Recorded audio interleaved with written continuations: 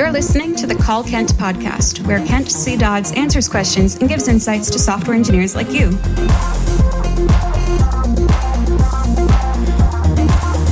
Now, let's hear the call. Hi Kent, my name is Matt. I've been a React developer for about 6 years now, so I would consider myself to be relatively senior. And I've noticed that as my career has progressed, the types of problems that I have to solve have also progressed. And so now a lot of my time is spent addressing questions like, how should we architect our app? How should we plan this new feature? How should we decide between different trade-offs?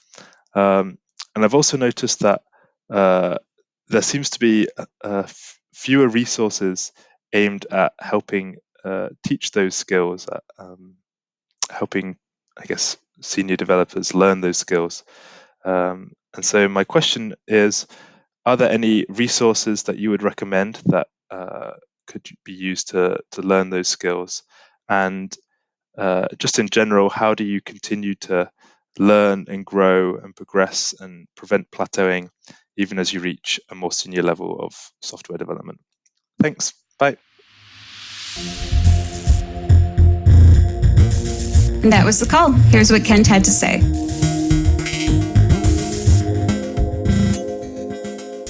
Hey there, Matt.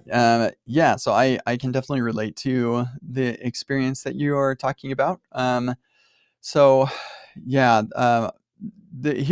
Here's the problem with resources on advanced topics.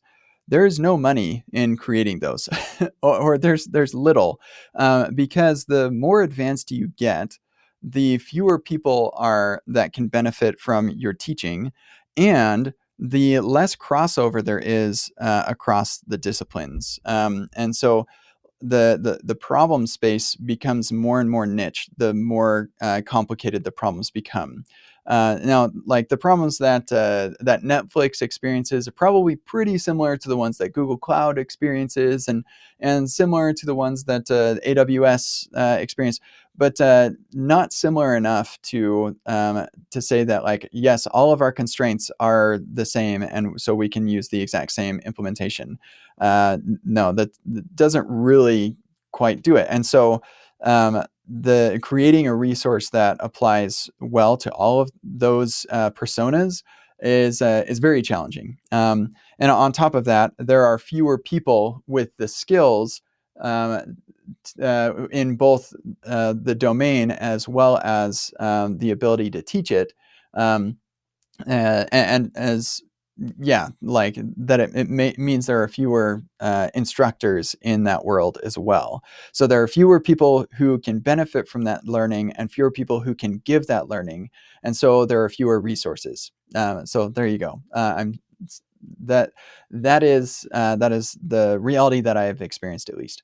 So and like at the same time, there's also the pressure for creators or for instructors to say, well, I could teach like the beginning or the basics of all these different technologies and reach tons and tons of people, or I could focus on this niche and teach a handful of people.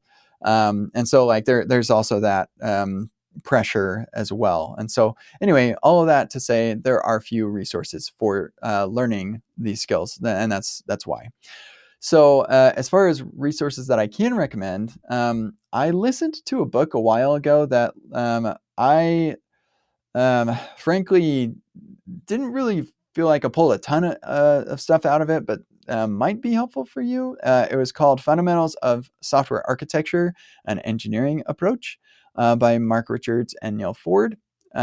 So like it was okay. I think it was another volume of a previous version, or maybe let me see. I'm looking through my book library because I feel like there was another there was another book called The Pragmatic Programmer, 20th Anniversary Edition, 2nd edition, Your Journey to Mastery, by David Thomas and Andrew Hunt.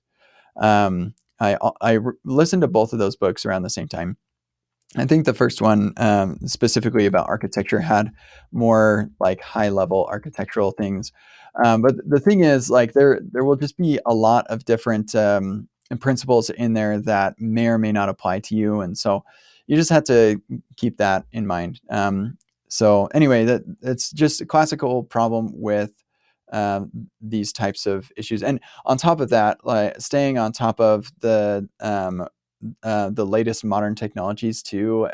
I mean, there's something to be said for patterns that kind of reemerge themselves and stuff. So it's not really technology specific, but yeah, like even some patterns evolve and things too. So I'm sorry I cannot like I'm not really answering your question, but the as far as how I continue to learn and progress as I reach more senior levels, a lot of it is experimenting with things and making mistakes and developing an intuition. Like the more you've been doing this for 6 years, you've probably noticed that the more experience that you get, the more intuition you develop about solutions. So it used to be that somebody would present an idea and you'd say, "Oh, that's interesting," and then you'd try it, and then you'd find out that there was some, things that don't work further down the road.